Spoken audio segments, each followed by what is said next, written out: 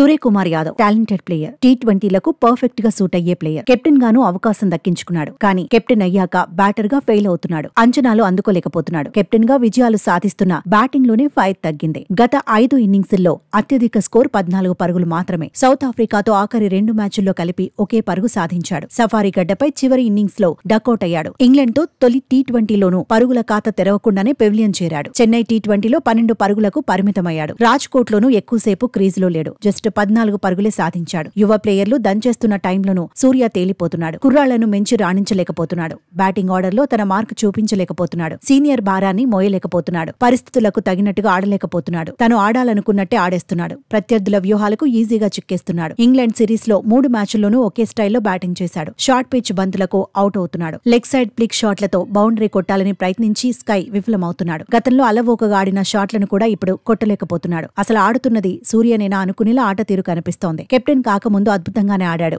కానీ ఆ తర్వాత ఒత్తిడికి లోనవుతున్నట్టు కనిపిస్తోంది. సాధారణంగా ఎవరైనా ప్లేయర్ 2-3 మ్యాచుల్లో వరుసగా ఫెయిల్ అయితే విమర్శలు వస్తాయి. జట్టు నుంచి తప్పించాలనే డిమాండ్స్ వినిపిస్తాయి. రోహిత్, కోహ్లీ వంటి సీనియర్లు కూడా అలాంటి విమర్శలను ఎదుర్కొంటూనే ఉన్నారు. కానీ సూర్యకుమార్ యాదవ్ కెప్టెన్ విఫలమైతే విమర్శలు మామూలుగా ఉండవు. ఆ విమర్శల బౌన్సర్లతో సూర్యపై మరింత ఒత్తిడి పెరిగే ప్రమాదం ఉంది. బ్యాట్ కు ఇప్పటికైనా పని చెప్పకపోతే కెప్టెన్సీ కూడా పోయే ప్రమాదం ఉంటుంది. నిజానికి టీ20 వరల్డ్ కప్ తర్వాత కెప్టెన్సీకి రోహిత్ గుడ్ బై చెప్పాడు. ఆ టైంలో కెప్టెన్సీ రేస్ లో పాండ్యా ముందు వరుసలో కనిపించాడు. బుమ్రా, గిల్ పేర్లు కూడా వినిపించాయి. అప్పుడే భారత జట్టుకు హెడ్ కోచ్ గా గంభీర్ వచ్చాడు. గౌతి మాత్రం ఎవరూ ఊహించని విధంగా కెప్టెన్ ఎంపికపై కసరత్తు చేశాడన్న చర్చ ఉంది. పాండ్యా, గిల్, బుమ్రాను కాకుండా టీం మేనేజ్మెంట్ సూర్యకుమార్ యాదవ్ కు కెప్టెన్సీ బాధ్యతలు అప్పగించింది. శ్రీలంక, బంగ్లాదేశ్ తో సిరీసుల్లో సూర్యసేన సత్తా చాటింది. 2 సిరీస్లను క్లీన్ స్వీప్ చేసింది. సౌత్ ఆఫ్రికాలో సిరీస్ ను 3-1తో సొంతం చేసుకుంది. కానీ సూర్య 4 మ్యాచుల్లో కలిపి 26 పరుగులకు పరిమితమయ్యాడు. అప్పటి నుంచి ఫామ్ అందుకోలేకపోతున్నాడు. ఇంగ్లాండ్ తో 5 మ్యాచుల సిరీస్ లో తడబడుతున్నాడు. కెప్టెన్ కాకముందు 70 మ్యాచుల్లో 2400కు పైగా పరుగులు సాధించాడు. కెప్టెన్ అయ్యాక 11 మ్యాచుల్లో 180కి పైగా పరుగులు కొట్టాడు. ప్రతి బంతిని కొట్టాలనే మైండ్ సెట్ తో కాకుండా పరిస్థితులకు తగినట్టుగా ఆడాలని ఎక్స్పర్ట్స్ సూచిస్తున్నారు. లేదంటే కెరియర్ డేంజర్ లో పడుతుందంటున్నారు.